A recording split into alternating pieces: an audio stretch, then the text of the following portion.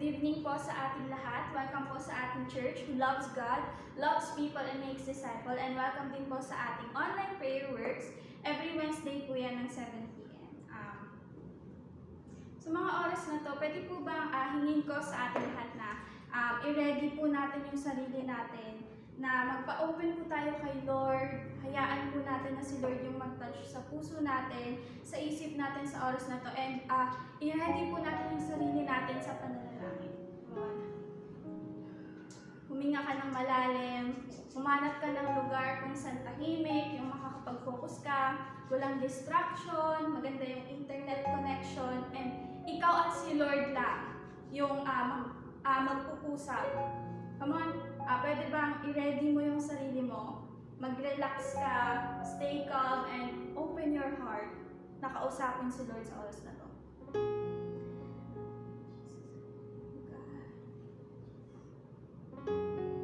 And this time, pwede ba natin papurihan si Lord? Simulan natin papurihan si Lord, idakila natin si Lord sa buhay natin, and ibanggitin natin lahat ng kabutihan na ginawa ng Panginoon sa buhay natin. Come on, let's praise God sa oras na to.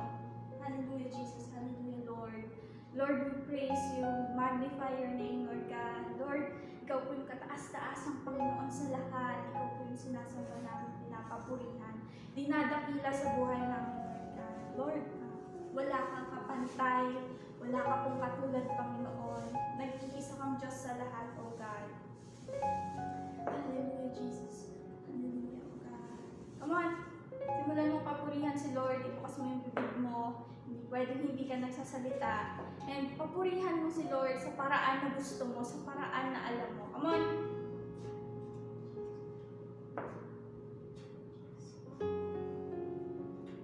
And this time, pwede po bang ipag-pray natin ang ating bansa? Pag-pray natin ang ating bansa na tinitirhan, ang bansang Pilipinas. Come on, pag-pray natin yung ating country and lahat ng nangyayari sa bansang ito. Pag-pray natin magkaroon tayo ng puso sa bansang tinitirhan natin. Come on, pag-pray natin yung bansang Pilipinas sa lahat ng pinagdadaanan ng Pilipinas ngayon, sa lahat ng aspects na pinagdadaanan ng Pilipinas, sa crime, corruption, spiritual blindness, sa sakit na sa pandemic na to, yung COVID-19. Come on, ipag-pray natin yung bansang Pilipinas. Ganun din yung mga leaders ng bansang to, ang ating president, ang mga officials, simula sa pinakataas hanggang sa pinakamababang official ng bansang Pilipinas. Pwede bang ipanalangin natin yan sa oras na to? Magkaroon tayo ng puso sa pananalangin para sa bansa at sa lahat ng officials ng bansang Pilipinas. Magkaroon ka ng puso. Huwag mong hayaan na wala kang masabi para sa bansang ito. Dito ka nakatira, dito nakatira yung family mo, dito ka nananalagi, dito ka nagsistay. Kaya magkaroon ka ng pusong ipanalangin itong bansang to. Come on, come on, come on. Hallelujah, Jesus. Hallelujah, oh God. Lord, we pray for our nation, for our country, the Philippines, Lord God. Lord, ikaw po ang maging center ng bansang ito, Panginoon. Ikaw po, Panginoon, ang kumilos sa bansang ito, Lord God. Lord, keep this country safe, Panginoon. And Lord, lahat ng pinagdadaanan ng Pilipinas sa oras na to, Lord, naniniwala po kami na ikaw po yung mag-aayos, Panginoon. Ikaw po yung maglilinis ng bansang Pilipinas, Lord God. We pray for our nation, oh God. Oh Jesus, hallelujah, oh God. Lord, pinagpipray po namin yung pinagdadaanan ng Pilipinas ngayon. Unang-una na po, Panginoon, yung crimes na nangyayari sa bansang ito. Lord, we pray na matapos na to, Lord God. And Lord, ikaw, Panginoon, yung mag-keep safe sa bawat isa, Panginoon. Ikaw yung mag-aalis sa puso ng bawat Pilipino na gumawa ng ganito, Panginoon. Lord, we pray din po, Panginoon, sa corruption na nangyayari sa Philippines, Lord God. Lord, ikaw, Panginoon, yung patuloy na magbago sa puso ng mga officials ng Pilipinas, Panginoon. Lord, remind all the officials of the Philippines, Lord God, na ginagawa nila yung kanilang kailangan gawin para sa mga tao, para sa mga Pilipino, Panginoon. And Lord, alisin mo sa puso nila yung pagiging galit, Panginoon, yung pagiging makasarili, Panginoon. Lord, ayusin mo po ang corruption na nangyayari sa Philippines, Panginoon. Lord, ayusin mo po, Panginoon, yung pinagdadaanan ng Pilipinas na corruption, Panginoon. Lord, wala na pong kayang gawin ang kahit sino man sa corruption na nangyayari sa bansa namin. Lord, tanging ikaw na lang po ang may kakayahang mag-alis nito, mag-ayos nito, Lord God. And Lord, we pray din po sa spiritual blindness na nangyayari sa bansa namin, sa spiritual deafness, Panginoon, na nararanasan ng bawat Pilipino, Panginoon. Lord, ikaw nga lang po yung sambahin ng bansang Pilipinas, Panginoon. Ikaw lang po ang gawing Diyos ng bansang Pilipinas. And Lord, i-open mo po yung puso nila, yung isip nila. I-open mo po, Panginoon, na kilalanin ka. And Lord, gumamit ka pa po ng mga anak mo, ng marami pang Pilipino yung makakilala sa iyo, Lord God. Hallelujah, Jesus. Come on, manalangin ka sa nararanasan ng bansang Pilipinas ngayon. Lord, we pray din po, Panginoon, sa nararanasan namin na this pandemic, Panginoon, itong COVID-19, itong sakit na to. Lord, I pray, Lord God, na matapos na po to, Lord God, na wala na pong magkakasakit pa, wala na pong magpa-positive, Panginoon. And Lord, lahat ng active cases, I declare healing po sa buhay ng bawat isa, Panginoon, in Jesus' name, in Jesus' name, in Jesus' name, I declare healing po, Panginoon. And Lord, turuan mo po ang bawat isa na magpasakop sa authority ng mga officials, Lord God, ng Pilipinas, na sumunod sa regulations na pinapatupad ng mga officials ng Pilipinas para sa ikaliligtas ng bawat isa, Lord God. And Lord, turuan mo po ang bawat isa na mag-ingat, na maging safe, Panginoon, at huwag biruin lang tong sakit na to. Oh God. And Lord, ikaw na lang po, Panginoon, Lord God, yung may kakayanan na mag-ayos nito, Lord God, nitong sakit na to na nararanasan hindi lang ng Pilipinas, ng buong mundo, Lord God. Kaya pinapanalangin po namin sa oras na to, itong sakit na to, Lord God, itong pandemic na to, Lord God, ikaw po yung tumapos, Panginoon. Malaki itong sakit na to, pero Lord, naniniwala kami na mas malaki ka, na mas malaki ka, na mas makapangyarihan ka sa sakit na to, oh God. Sige, this time, pwede po bang ipag-pray natin yung ating president at mga officials ng Pilipinas.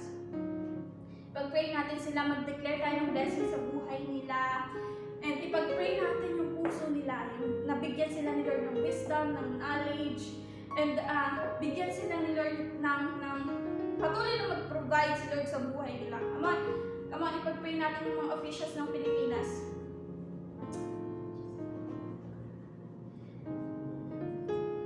Lord, at this time we pray for the officials of the Philippines, O God. Lord, pinag-pray po namin yung aming President Rodrigo Duterte. Lord, we pray, Panginoon, na ikaw, Panginoon, yung magbigay sa kanya ng wisdom and knowledge sa lahat ng kailangan niyang gawin, Panginoon. Lord, we pray na ikaw po yung gumamit ng anak mo para makakilala siya, Lord God. Ikaw po, Panginoon, yung mag-touch ng puso niya, magbago ng buhay niya, at ikaw yung gawin niyang Panginoon, O God. Lord, turuan mo po siya, Panginoon, ng kailangan niyang gawin. Specifically this time, Panginoon, kung saan nakahirap yung bansa namin, Panginoon, dahil dito sa pandemic na nararanasan. Lord, ganun din po sa mga officials, Panginoon, ikaw yung magbigay ng wisdom and knowledge sa kanila. At ikaw yung maggamit ng anak mo na makakilala sila, Panginoon. Remind them kung bakit mo sila binigyan ng authority. Remind them kung bakit nandyan sila sa posisyon na yan. Kung bakit kailangan nilang gawin yung mga bagay na kailangan nilang gawin. Lord, remind them their purpose, Panginoon. Kung bakit sila nagsiserve, kung kanino ba sila nagsiserve, at bakit ba nila ginagawa yung mga bagay na yan. Lord, patuloy mo pong i-bless, patuloy mo pong gamitin itong mga tao na to, itong officials ng Pilipinas para sa pagbabago ng Philippines. Come on, let's pray for our officials sa Philippines. And this time, pwede bang ipag-pray din natin yung ating province, ang Zambales. Sa lahat ng nararanasan ng Zambales, sa mga officials ng Zambales, come on, ipag-pray natin itong lugar na to, itong lugar natin, simula Santa Cruz hanggang Subic. Come on, ipag-pray natin itong lugar na to, itong probinsya na to, kung saan tayo nakatira. Come on, huwag mong hayaan na hindi ka nagsasalita. Huwag mong hayaan na nakikinig ka lang. Come on, let's pray. Hallelujah, Jesus, we pray for Zambales, our province. Panginoon, we pray from Santa Cruz hanggang Subic po, pinapanalangin namin lahat ng nararanasan ng mga bayan na to, Panginoon, itong probinsya to ng lalawigan na to, Lord God. Lord, aayusin mo po ang probinsyang ito, Panginoon. Sa lahat ng this time, Lord God, marami yung positive cases. marami yung positive cases ng COVID, pero Lord, I declare healing sa buhay nila na ikaw po yung mag-heal sa bawat isa, Lord God. At ikaw ang mag-iingat pa sa bawat isa. Nabababa na po, Panginoon, yung nagpa-positive everyday, Panginoon, and mawawala na itong sakit na to, Panginoon. And Lord, sa nararanasan din po ng lalawigan namin, yung mga pinatubo, Panginoon, yung alert level, Panginoon. Lord, ikaw, Panginoon, yung patuloy na magpapababa nito, na magiging safe yung lahat, na magkakaroon ng calmness, Panginoon. Ang puso ng bawat isa na nagkaroon ng fear noon, ikaw, Panginoon, yung patuloy na mag-aalis nito, and ikaw yung patuloy na mag-keep safe sa lalawigan ng Zambales, Panginoon. And Lord, sa oras na ito, we pray din po sa mga officials ng Zambales, simula sa congresswoman, sa governor, sa mayor, ng iba sa mayor ng bawat bayan. Panginoon, we pray for wisdom and knowledge sa buhay nila, Panginoon. I-touch mo po yung puso nila, Panginoon. At ikaw, Panginoon, yung magbigay ng wisdom sa kanila sa kailangan nilang gawin. Hallelujah, Jesus. Come on, pray. Hindi pwedeng hindi ka nagsasalita. Hindi pwedeng hindi ka nananalangin. Itong oras na to, binigay sa atin to pray. Kaya huwag mong hayaan na hindi ka makapag-pray. Come on. Jesus, hallelujah, hallelujah, oh God. Jesus. Hallelujah, oh God. Jesus. And this time, pwede po ba natin ipag-pray ang ating church, ang Wild Iba Church, itong church natin, and lahat ng events na ginagawa sa ating church. Pwede po bang manalangin tayo sa oras na ito? Pag-pray natin yung pinagdadaanan ng church, yung mag-declare tayo ng blessings sa church, na magkaroon na tayo ng sarili nating church and love. And ganun din yung sa lahat ng kailangan para sa church, yung pangbayad ng rent, pangbayad ng kuryente. Pwede bang ipag-pray natin yan? Ganun din sa mga events, simula sa Sunday worship celebration, 2 p.m., 5 p.m., and ganun din sa online. Pwede bang ipag-pray natin yung success niyan, success nitong prayer works, success ng mga gaganapin pang events, and ipag-pray natin itong church natin. Come on, church natin to, church natin. Kaya ipag-pray natin kasi atin to. Ipanalangin natin, mag-declare tayo ng blessing sa Wild Iba. Come on, manalangin po tayo. Hallelujah, Jesus, we pray for our church, ang Wild Iba, Panginoon. Lord, ikaw po, Panginoon, yung patuloy na maging center ng church na ito, Panginoon. Ikaw, Panginoon, yung patuloy na sambahin ng church na to, Lord God. And lahat ng tao na dadating pa dito sa church na to, Lord, gamitin mo po ang bawat isa, Lord God.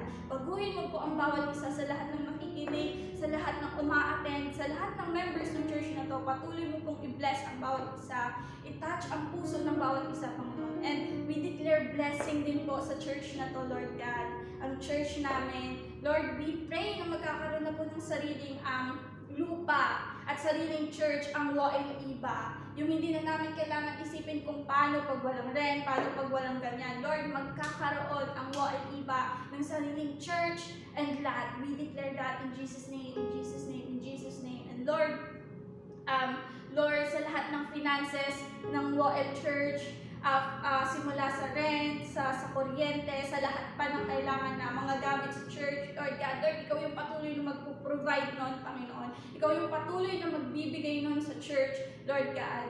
Lord, ikaw yung patuloy na kikilos sa church na to. And Lord, sa oras na to, we pray din po para sa mga events ng Wild Iba, simula sa Sunday worship celebration, ng 2 p.m., ng 5 p.m., and sa live. Lord, ikaw po, Panginoon, yung patuloy na gagamit nitong mga events na to para mapuspos yung mga anak mo, para mas makakilala pa, mas lumalim pa yung mga anak mo, and may mga bagong tao na makakilala sa iyo, Panginoon. Lord, we pray din po na walang magiging interruptions, walang magiging distraction, Panginoon, and sa live ng 7 p.m. tuwing Sunday. Lord, we pray na ikaw po yung magbibigay ng good internet connection, Panginoon. And sa lahat ng manonood, ikaw yung magtatouch ng puso nila, Panginoon. Ikaw yung magbabago sa buhay nila at magpapakilala sa kanila sa iyo.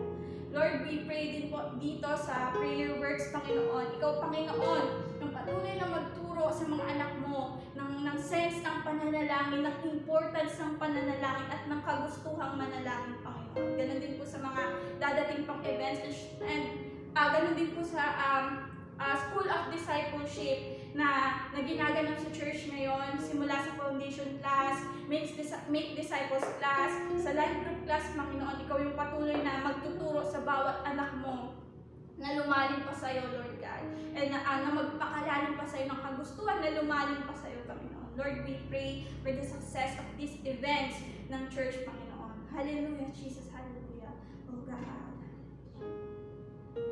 And this time, pwede pa natin ipag-pray ang ating pastor, ang ating pastora, Fem, Pastor Renz, and sa lahat ng leaders ng church, sa lahat ng leaders na nagsiserve kay Lord, sa lahat ng leaders na nagpapagamit kay Lord, para sa ikakalawak ng kaharian ng Panginoon. Come on, pag-pray natin sila, nakikita natin yung ginagawa nila, yung pagod nila, yung dedication nila, yung desire nila na marami pang tao na makakilala, yung passion nila sa ginagawa nila.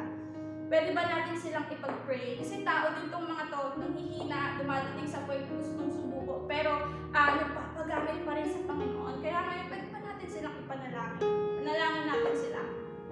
Kung meron mang bagay na kaya natin gawin para matulungan tong mga tao na to, magpasalamat dito sa mga tao na to, yun yung ipanalangin sila. Come on, ipag-pray natin sila, ipag-pray natin ang ating leaders, ang ating pastors ng church. Come on, simulan natin sa pag-pray para sa ating pastor. Come on.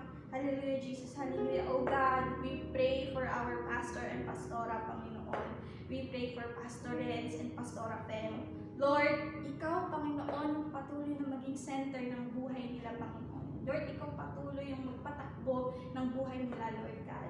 Lord, nakikita mo po yung puso nila, nakikita mo po yung laman ng puso nila. Lord, patuloy ka pong mag-provide sa buhay nila, and patuloy mo po silang bigyan ng fire na maglingkod pa sa iyo, Panginoon. May mga times na napapagod sila, may mga times na sukong-suko na sila, may mga times na nagdududa sila sa sarili nila, pero Panginoon, naniniwala kami na ikaw at ikaw lang din ulit yung magbabalik sa kanila sa path na gusto mong tahakin nila. Lord, patuloy kang mag-provide sa buhay nila, i-bless mo po sila physically, spiritually, emotionally, financially, Panginoon, ikaw yung magpupuspos sa kanila. Lord, we pray din po sa mga leaders ng church na patuloy na nagpapagamit sa'yo ng walang kapalit.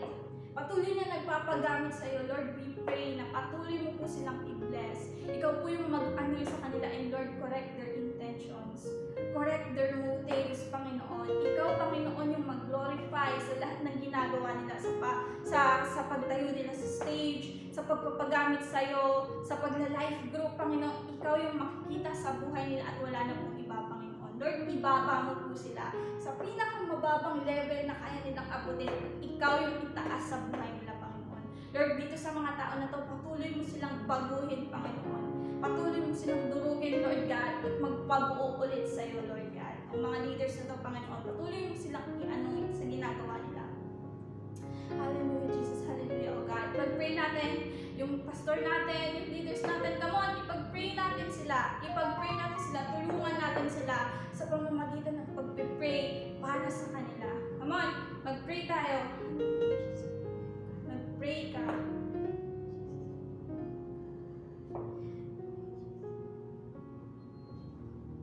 Sa oras na to, pwede ba natin ipag-pray yung ating family? Pwede ba natin ipag-pray yung pamilya natin? Ang pamilya natin, yung isang pinaka-importanting aspect ng buhay natin. Diba? Kaya pwede bang ipag-pray natin yung family natin? Nasa malayo man sila, nandyan man sila, nasa malayo ka man. Pwede bang ipag-pray mo yung family mo? Ipag-pray mo yung family mo. Mag-declare ka ng blessing sa family mo. And patuloy silang ingatan ni Lord, magandang health, yung safety nila. Pwede bang ipag-pray natin yung family natin? Come on, family mo yan. Kaya please, huwag mong hayaan na hindi ka makapagsalita, hindi ka makapagpanalangin kay Lord para sa pamilya mo. Come on, ibuka mo yung bibig mo. Hallelujah, Jesus. Hallelujah, oh God. Hallelujah, Jesus. Lord, we pray for our family, Panginoon. Lord, ikaw patuloy, Panginoon, yung mag-keep safe sa kanila. Maging center ng pamilya namin, Panginoon. And Lord, sa bawat members po ng family namin, ikaw, Panginoon, yung mag-touch sa puso nila, magbago sa kanila, Panginoon. Sa mga family members namin na hindi pa nakakakilala sa iyo, Panginoon, Lord, gamitin mo kami. Wala na pong iba. Gamitin mo kami mismo para makakilala sila, Lord God. Lord, we declare blessings sa family po namin, Panginoon. We declare financial stability sa family po namin. Keep them safe, Panginoon. Ilayo mo po sila sa sakit, kapahamakan. Although hindi namin sila, marami sa amin, hindi laging kasama yung family, nasa malayo yung family. Pero Lord, naniniwala kami na ikaw yung maggagay sa kanila, magga-guard sa kanila, Panginoon. Ikaw yung patuloy na magsisecure ng health nila, Panginoon, at sasama sa kanila. Hallelujah, Jesus. Hallelujah, oh God. Ipag-pray mo yung family mo. Kung pwede mong isa-isahin, yung bawat member ng family mo, gawin mo. Gawin mo simula sa papa mo, sa mama mo, lahat ng members ng family mo, ipag-pray mo. Magkaroon ka ng puso. May puso ka para sa family mo. Family mo yan. Kaya please, ipag-pray mo yung family mo. Come on. Hallelujah, Jesus. Hallelujah, oh God. We pray for our family, Panginoon. Pinapanalangin po namin ang pamilya namin, Panginoon, ang bawat isa sa kanila, na ikaw patuloy na gagabay sa kanila, na magkikeep safe sa kanila, maglalayo sa kanila sa sakit, lalo na sa panahon ngayon, Lord God, na wala nang secured, na may fear ang bawat isa sa nararanasan namin, pero naniniwala kami na ikaw yung mag-iingat sa bawat member ng family namin. Come on, mag-pray ka.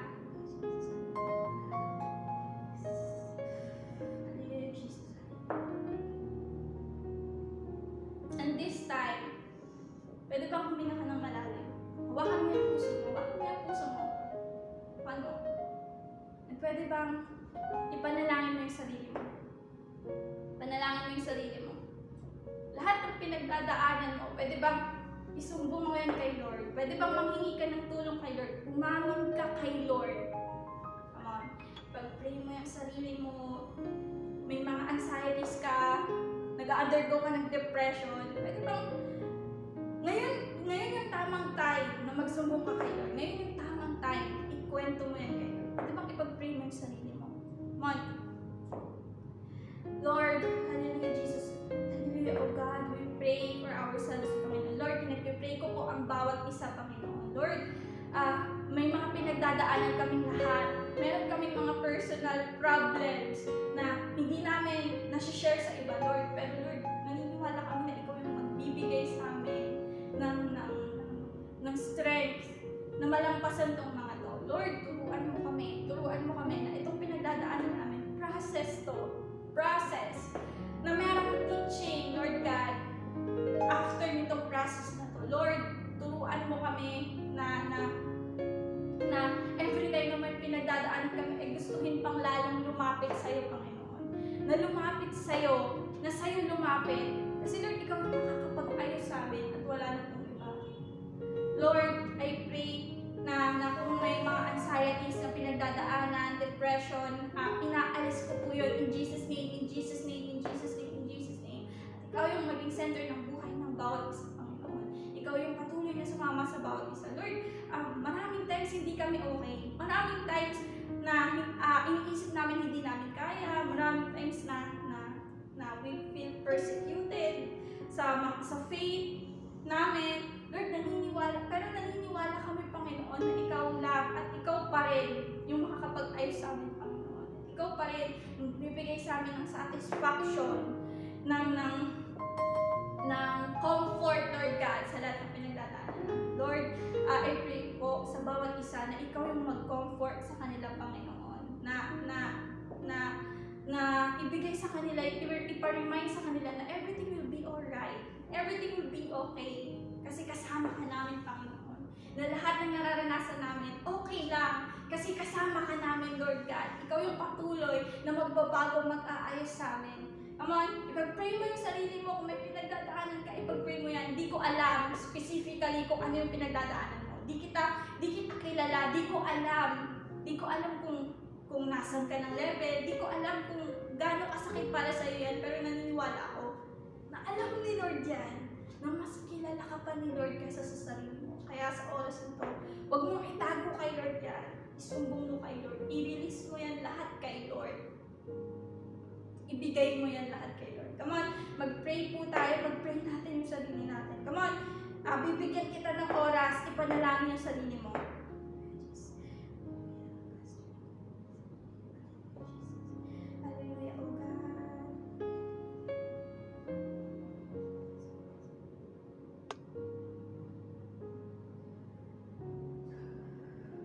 Lord, sa oras na to, Lord, humihingi po kami, Panginoon, ng tawad sa lahat ng kasalanan na nagawa namin, Panginoon. Lord, purify us, Panginoon. Baguhin mo po kami, Lord God. Lord, sorry po, Panginoon, sa lahat ng pagkukulang namin, Panginoon. Humihingi po kami ng tawad sa lahat ng kasalanan na nagawa namin, nasabi namin, naisip namin. Lord, hinihingi po namin lahat yun ng tawad sa iyo, Panginoon. Lord, patuloy mo po kaming linisin. Linisin mo po kami ng pagmamahal mo, ng presence mo, Panginoon. And Lord, I pray na ilayo mo po ang bawat isa sa sakit, Lord God. Ilayo mo po ang bawat isa sa gawa ng kaaway, Panginoon. Ilayo mo po ang bawat isa sa gawa ng kalaban, Panginoon. At ikaw po yung patuloy na mag-guide sa amin, mag-guard sa amin sa lahat ng nararanasan namin. Lord, nagpapasalamat po kami sa oras na to sa'yo. Nagpapasalamat po kami sa lahat ng ginagawa mo sa buhay namin. Nagpapasalamat kami sa lahat ng pagmamahal, ng pagpapatawad, ng patuloy mong nire-remind sa amin.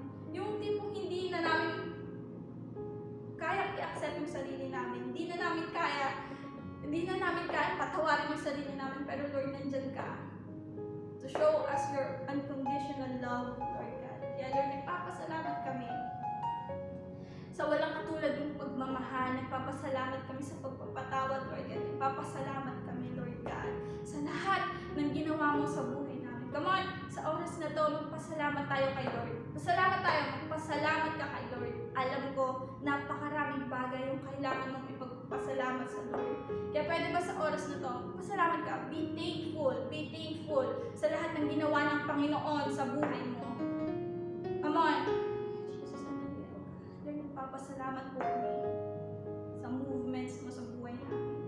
Salamat kami sa patuloy na paggamit sa amin, Panginoon, pagbabago. Lord, we feel your comfort. Ramdam namin yung pagmamahal mo. May mga times dinideny namin, pero Lord, we feel you. We feel your presence, Panginoon. Lord, maraming salamat po, Panginoon, sa ginagawa mo. Ngayon, sa oras na to, magpasalamat tayo kay Lord. Come on, pasalamat tayo. Hallelujah, Jesus. Maraming salamat po, Panginoon, sa ginagawa mo. Sa pagkilos mo, Lord God, sa bawat isa. Patuloy mo po kaming samahan. Patuloy mo po kaming i-bless. Patuloy ka po kumilos sa buhay namin, Panginoon. Lord, ito po yung mga prayers namin, Lord. We ask you to hear our prayers, Panginoon. Hear our prayers, Panginoon. Lord, pinapanalangin po namin to sa iyo, Lord God. Tinataas po namin itong panalangin namin na to sa iyo, Lord God. Lord, this is our prayer. In Jesus' mighty name, amen.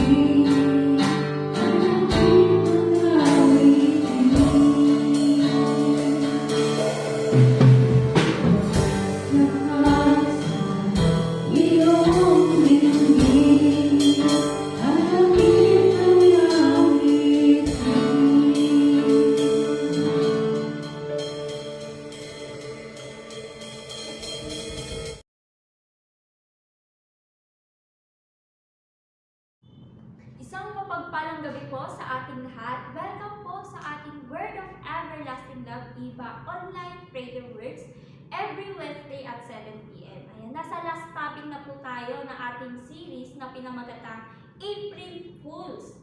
Ayan, review lang po natin ang first week entitled, sabi doon, How can we experience God's fullness? Diba? Paano ba natin mararanasan yung nakabuuan si Lord sa buhay natin? Diba? 3 F's lang po, 3 puntos. Una, fully surrendered. Ang pagluhod ay simbolo ng pagsuko. And pangalawa, fully faithing. And pangatlo, fully rooted. Ayan, kailangan nagde-devotion tayo, di ba? Nagba-Bible reading tayo. Dapat naglalaan tayo ng oras kay Lord.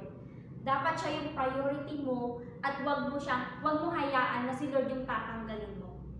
And pangalawang week, what are the hindrances to experience or to see God's fullness? Una, ignorance. Pangalawa, spiritual blindness. And pangatlo, stubbornness. Diba? Tanong lang po dito is, ito yung tumatak sa akin, kamusta ba yung relasyon mo? Kamusta yung relasyon mo kay Lord? Diba? Nag-aalab pa ba? Nag-aalab pa ba, kapatid? Diba? Evaluate po natin yung sarili natin. Diba? Kung nag-aalab pa ba? Diba? And pangatlo, what to do in overcoming hindrances to see God's fullness. Una, put off. Put off. Iwanan mo na yung dating ikaw. Diba? Kung may put off, may put on. Diba? May bagong puso. Diba? New heart. Pusong katulad ni Kristo. New mind and new self. Diba? Kung gusto mo magbago, mayroon ka talagang dapat alisin. Or kailangan tanggalin. Diba? Ang pagbabago ay hindi madalian, kundi tinatrabaho yan. Ayan. Ngayong gabi, ang pag-uusapan natin is results when you experience or see the fullness of God in your life. Ayan. Kung meron po kayong Bible with you, maaari po kayo makapagbukas sa akin sa Book of Ephesians, chapter 5, verse 1 to 20. Ayan. Verse 1, follow God's example, therefore, as dearly loved children, and walk in the way of love, just as Christ loved us and gave Himself up for us as a fragrant offering and sacrifice to God. But among you, there must not be a hint of sexual immorality, or of any kind of impurity, or of greed, because these are improper for God's holy people.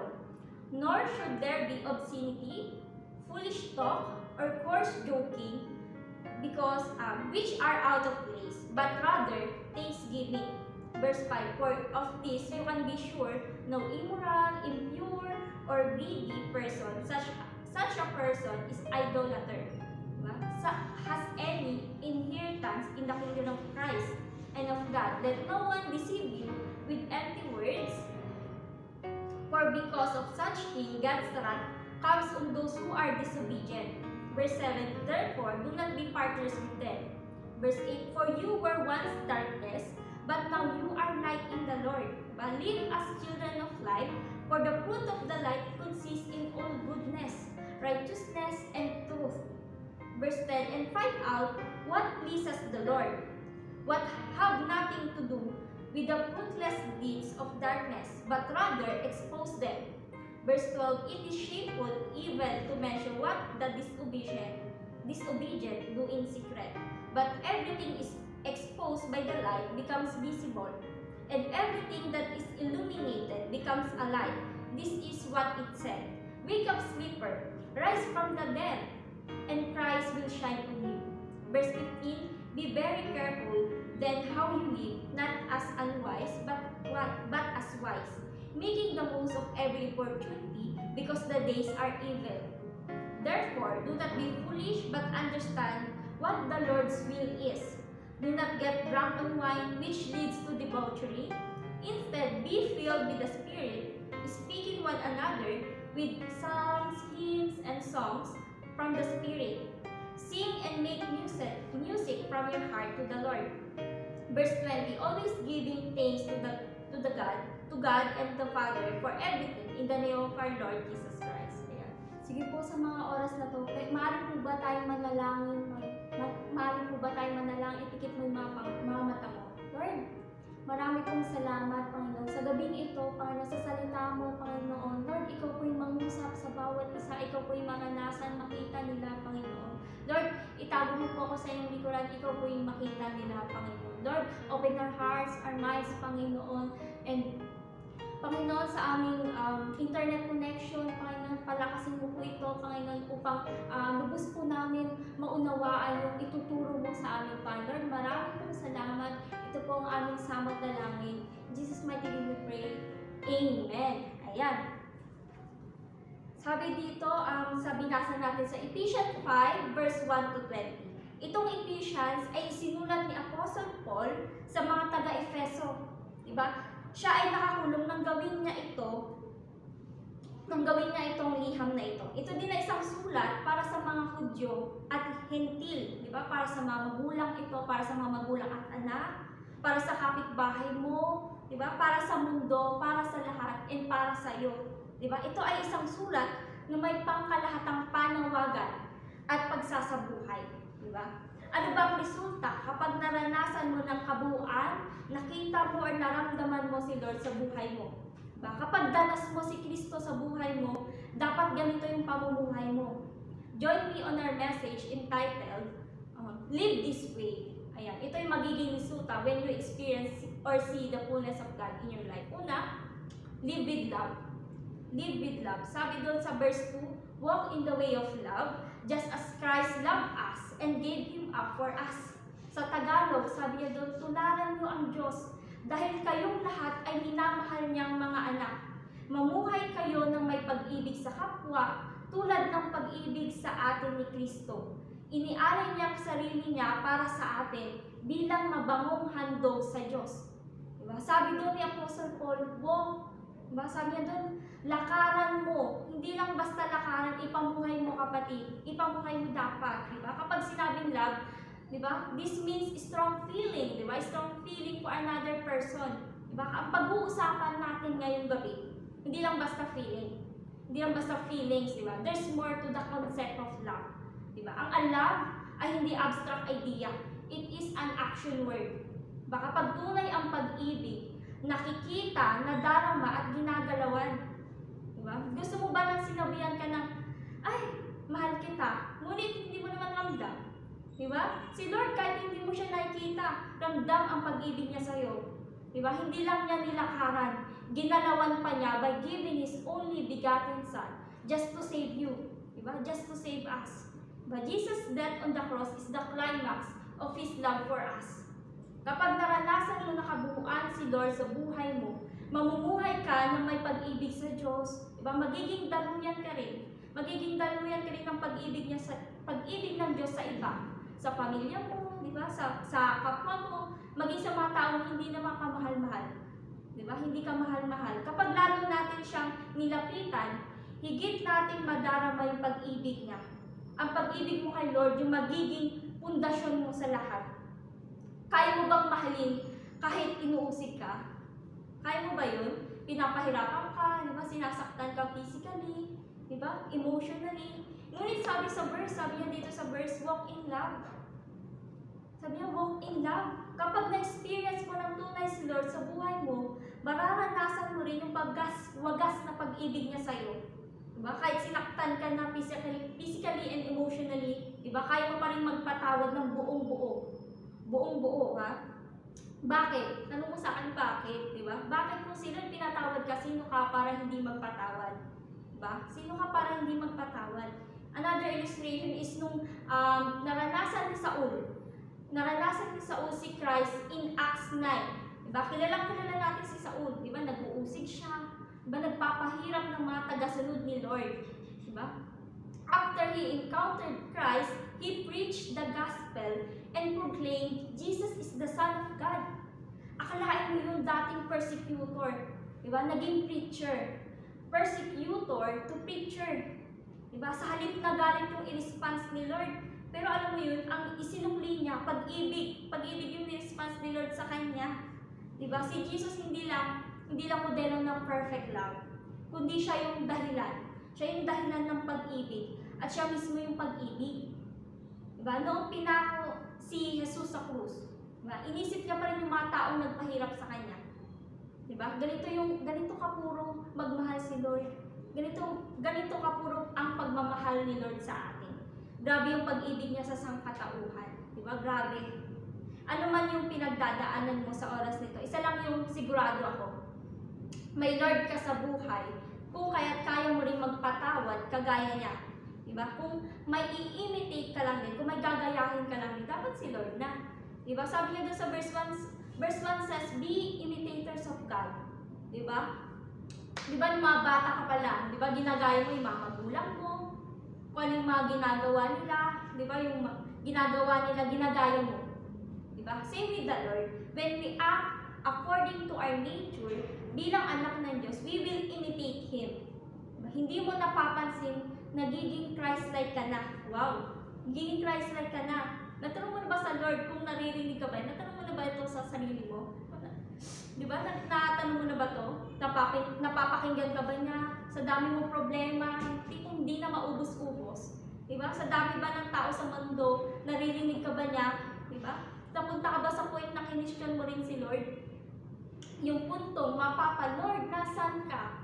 Lord, nasan ka? Bakit di kita maramdaman? Diba? Kung naranasan mo to, pwede mo bang i-comment dyan sa comment section? Don't question the love of God. Bakit?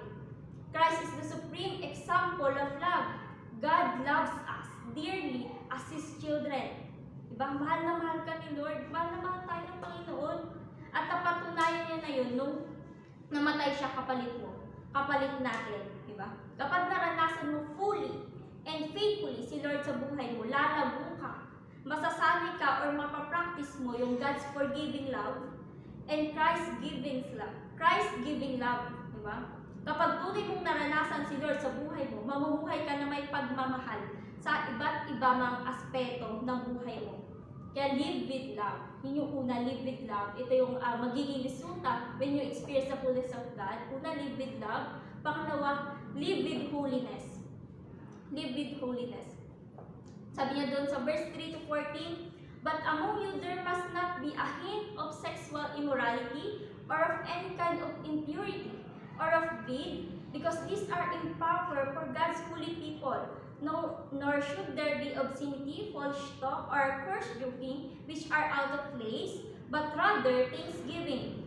For of this you can be sure, no immoral, impure, or greedy person, such a person is idolater, has any inheritance in the kingdom of Christ. Let no one deceive you with empty words, for because of such thing God's wrath comes on those who are disobedient. Therefore, do not be partners with them. For you were once darkness, but now you are light in the Lord. Live as children of light, for the fruit of the light consists in all goodness, righteousness, and truth. And find out what pleases the Lord. Have nothing to do with the fruitless deeds of darkness, but rather expose them. It is shameful even to mention what the disobedient do in secret. But everything exposed by the light becomes visible. Kapag namuhay ka na may pag-ibig sa sarili mo, sa kapwa mo, at syempre kay Lord, mamumuhay ka rin na may kabanalan. Bakit? Ang pagiging holy ay puro, di ba? Malinis and genuine love for God and others. Di ba? Sinasabi dito ni Apostle Paul sa verse na to, na mamuhay tayo na may kabanalan. Verse 3, sabi niya dito, but among you there must not be a hint of sexual immorality. So, the words not even a hint, nagsasabi dito na kailangan natin tanggalin. Di ba? Kailangan natin alisin. Di ba? This thing should be completely removed. Di ba? Discipline yourself. Discipline yourself for the purpose of godliness. Di ba? Godliness is another word for holiness or Christ-likeness. Di ba? Yung discipline, ito yung magiging daan or path. Discipline is the path to holiness. Diba? The first thing is sexual immorality. This comes from the Greek word porneia, from which we get the word pornography. Diba? It refers to illicit sexual intercourse, adultery, fornication, homosexuality, lesbianism, and intercourse with animals. In regards to impurity, Jesus mentioned it in Mark 7, verse 21 to 23. Diba? Itong mga evil deeds or thoughts na to ay nakakasira ng personalidad natin. parang ito yung sakit, di ba? Parang itong sakit or COVID, di ba? Madaling makahawa, di ba? Madaling makahawa sa iba. The problem is we cannot manage these evils by our willpower. Di ba? Kailangan natin si Lord. Kailangan natin si Lord to cleanse us, which alone can purify us from all our sin. Di ba? Si Paul nagbigay ng tarong rason. Di ba? Kung bakit natin dapat iwasan. Sabi niya doon, because these are improper for God's holy people. Improper, di ba? Verse 4, nor should there be obscenity, foolish talk, or coarse joking, which are out of place, but rather thanksgiving.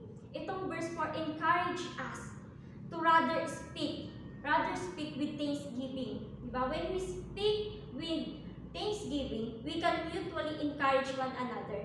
Diba? I-build up natin yung sarili natin. And syempre si Lord, dapat siya yung now honored and nag-glorify. May mga consequences sa ang mga namumuhay na unholy life, and that is verse 5. Diba? You have no inheritance in the kingdom of Christ and God. Yun ang magiging consequence. Diba? You have no inheritance. Ang pagkasakim minsan, yun yung naging ugat ng economic crisis natin na ating bansa, di ba? Sintomas nito yung pagiging obsessive natin sa mga makabundong bagay like yung pera, syempre yung pera, yung fame, di ba? Yung at marami pang iba, di ba? Masinisik pa nila yung mga ito instead of seeking God. Bawag dapat papadala sa mga walang kabuluhang pangangatwiran ng iba tungkol sa masasama nilang gawain dahil galit si Lord sa mga suwail.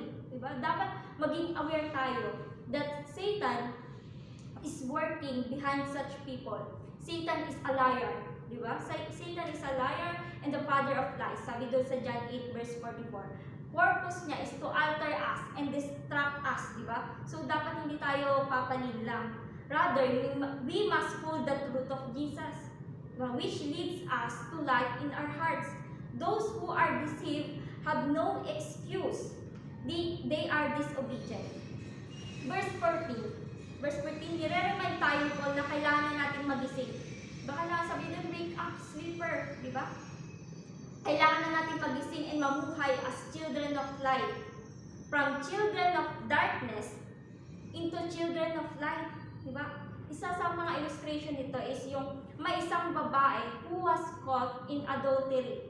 Diba? People were ready to stone at her. Diba? Alam natin to. Then Jesus said, sabi ni Jesus, let any one of you who is without sin be the first to throw a stone at her. Diba? He saved her, saying, neither do I condemn you. Go now and live your life of sin. Then he taught how to live in the light, saying, I am the light of the world. Whoever follows me will never walk in the darkness, but will have the light of life. Diba? Tinuruan tayo, paano ba mamuhay na may kabanalan? Sa kabila ng matinding kasalanan mo, diba? Kasalanan natin, si Lord pinili pa rin tayong tulungan. Diba? Kagaya dito sa babae ito, diba? The light metaphor describes Christian openness and transparency as we live joyfully in the presence of Christ with nothing to fear, nothing to hide, and nothing to fear. Diba? When we were in the darkness, our life purpose was to please ourselves. But when we came into the light of Jesus, our life purpose changed to please the Lord. When we live as children of light, our light shines and expose ruthless deeds of darkness and shameful behavior. Sabi yun sa verse 11 to 12. It transforms what is illuminates into light. When Christians live in the light, we help to restrain evil, reform evildoers, and even transform them. Diba? Si Lord ang magsisilbing liwanag. Siya yung magsisilbing liwanag mo sa madaling mong buhay. Diba? Mamuhay ka ng may kabanalan sapagkat tinubos na tayo ni Lord, tinubos na tayo ng Panginoon mula sa ating mga kasalanan. Kaya huwag ka nang paalipin pa sa mundong makasalanan, di ba? Huwag ka nang papaalipin pa muli sa kasalanan. Di ba? Mamuhay ka na may kabanalan kahit nasa gitna ka ng mundong makasalanan. Di ba? Wow! Hindi tayo magiging banal, pero kakayanin natin mamuhay na may kabanalan dahil sa pagmamahal natin kay Kristo. Ba? Amen po, di ba? Yun yung pangalawa, live with holiness. And pangatlo, live wisely. Sabi doon sa verse 15 to 18, be very careful then how you live, not as unwise, but as wise. Diba? Sa Tagalog sabihin, kaya mag-ingat kayo kung paano kayo mamuhay. Huwag kayong mamuhay tulad ng mga mangmang, kundi tulad ng marunong, ng nakakaalam sa kalooban ng Diyos. Huwag ninyong sayangin ang panahon ninyo. Gamitin nyo ito sa paggawa ng mabuti dahil hindi marunong gumawa ng kasalanan. Maraming gumagawa ng kasalanan sa panahon ito. Huwag kayong magpakamangmang, kundi alamin nyo kung ano ang kalooban ng Panginoon sa inyo. Huwag kayong maglalasing dahil nakakasira ito ng maayos na pamumuhay. Sa halip, hayaan nyo mapuspos kayo ng banal na espiritu. Wow! Dahil namuhay ka na may pag-ibig at may kabanalan, bawat desisyon mo ay kaya mo nang i-distinguish. Di ba? Kaya mo nang i-distinguish yung tama sa mali. Alam mo yung dapat at hindi dapat gawin. Yan, dapat mamumuhay ka ng wisely. You will live wisely. Sinabi dito na mamuhay ka ng wais. Huwag aalis sa presensya ni Lord. Di ba? He begins by verse 15 to 16. Be very careful. Sabi niya. Kailangan natin gamitin ng maayos ang time natin. Ba? Hindi dapat nasasayang sa mga hindi naman makabuluhang bagay. Diba? Ang pagkakaiba ng wais at mangmang ay kung paano nila gamitin ng tama ang oras nila. Diba? Foolish people waste their time. Foolish people waste their time, but wise people make the most of every opportunity.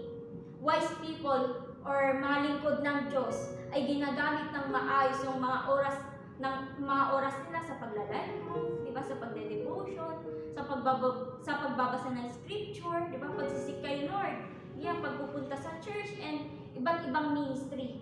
Diba? In this, nakaka-receive ka ng knowledge, nakaka-receive tayo ng knowledge or wisdom kay Lord through fellowship. Diba? Ang wisdom na nagmumula sa Panginoon ay hindi maikukumpara sa kahit na anumang thoughts or wisdom ng iba. May mga taong nalululong sa mga masasamang gawain, diba? Tulad ng drugs, diba? Mga marijuana at iba pa. Ngunit ang mga wais na tao ay pinupuno ng Holy Spirit, ng kanyang presensya na nagdudulot ng kasiyahan, kasaganahan, and with no bad side effect. Diba? Walang side effect compared to others. Diba? You must live wisely because we represent our Lord. Diba? We have to live wisely as we discern what the will of the Lord is. Marami din yung nalilinlang sa mga mabubulaklak na salita. Sabi nga lagi ni Pastor, wag kang papatinag sa mga ganun. Diba? Instead, read the Bible. Read the Bible carefully and meditate it para hindi ka malinlang ng iba. Diba? Allow the Holy Spirit to control yourself, to control you as wise, godly people. Diba? We will be a part of the world like Jesus, but we will not be affected by the world. A person who is filled all the fullness of God is a person who is completely controlled by God. Diba? Wow! Ano ba yung magiging resulta kapag naranasan mo ng fullness, yung faithfulness ni Lord sa buhay mo? Unang-una, mamumuhay ka na may pag-ibig. May habag o pagmamahal sa iba or sa pamilya mo by sharing gospel, praying to them, di ba? Ang pag-ibig mo sa Diyos, sa iba, ang sukatan ng pananampalataya. Inspirasyon mo sa pagsunod at lalim ng pagkadisipulo, di ba? Kumilos at magsalita tayo ng may pagmamahal. Kung puspos tayo ng kanyang pag-ibig, matitiis natin yung sakit, kaya natin magpatawad, di ba? Kaya natin magpatawad, iiwas tayo sa kaguluhan, magiging masigasig tayo, di ba? Mapagpala at tumutulong ka na sa iba, di ba? Hindi mo namamalayan katulad mo na si Christ, katulad mo na si Kristo. Kapag tunay nating naunawaan ang kahulugan ng pagmamahal, tulad ng pagmamahal ng Diyos sa atin, naglalaho ang pagkalito at umaayos ang ating prioridad. Umaayos na yung prioridad mo sa buhay. Mamumuhay ka na may kabanalan at wisely at hindi puro kayabangan. Isang kahibangan ang hangarin ang mamuhay na may kabanalan, ngunit hindi ka nagbibigay halaga. Hindi ka naglalaan ng oras ba? Nagagawa mo pa ba? Anong ginawa mo nung 2020? Naging productive ka ba o naging active ka lang sa FB or sa TikTok? Diba? Ang pagsunod mo ay nagiging galak kaysa pasanin. Diba? Ang pagsunod mo ay nagiging galak kaysa pasanin. Bilang isang Kristiyano, hindi ka dapat nai-impluwensya ng mundo. Sa halip, influence the world as the salt of the earth and light of the world. Diba? Ikaw ang maghahatak sa kanila pabalik. Diba? Ikaw yung maghahatak sa kanila pabalik kay Lord. At hindi yung ikaw yung nahatak palayo kay Kristo. Mamuhay ka na may pag-ibig, may kabanalan, at may talino dahil nagpapakita ito ng tamang pamumuhay. Ayan. Lord, we praise you, Panginoon. Hallelujah, hallelujah. Lord, marami pong salamat, Panginoon, sa itinuro mo po, Panginoon, sa gabing ito, Lord God. Marami pong salamat, Panginoon, sa pag-ibig mo, Panginoon, sa pagligtas mo, Panginoon, sa amin, sa krus ng Kalbaryo, Panginoon. Lord, patawarin mo po kami, Panginoon. Linisin mo po kami, Panginoon. Lord, as we read your word, Panginoon, Lord, tulungan mo po kami, Panginoon, na magbago, Panginoon. Lord, tulungan mo po kami maging mapagpatawad, Panginoon. Bigyan niyo po kami ng forgiving love, Panginoon, ng forgiving heart na kaya po namin magpatawad ng mga taong nakasakit sa amin physically and emotionally, Panginoon. Lord, ikaw po yung i-imitate namin, hindi po ang iba, Lord God. Ikaw po yung gayahin namin, Lord God. Ikaw po yung i-imitate namin, Lord. As we read your word, Panginoon, Lord, ikaw po yung makita namin, Panginoon. Ikaw po yung maging sentro ng buhay namin, Lord God. Tulungan mo po kami, Panginoon, na ikaw po yung gayahin namin, Lord God. Ano man po yung pinagdadaanan ng bawat isa, Panginoon, i-comfort mo po kami, Panginoon. Nasa madilim po kami na kalagayan kami, nasa dilim po kami, Panginoon. Ikaw po yung magiging lamp namin. Ikaw po yung magsisilbing liwanag namin sa madilim naming buhay, Lord God. Lord, ayusin mo po kami, Panginoon. Ikaw po maging sentro ng buhay namin, Panginoon. Patuloy po kaming mamuhay ng may kabanalan, ng wais, Panginoon, at hindi papaling lang, Panginoon. Lord, marami pong salamat, Panginoon. Continue to bless us indeed, Panginoon. Patuloy ka pong mangusap sa bawat isa, Panginoon. Marami pong salamat, Panginoon. Ito po ang aming samot na langit. Sa pangalan, matamis na pangalan ni Jesus. Amen and amen.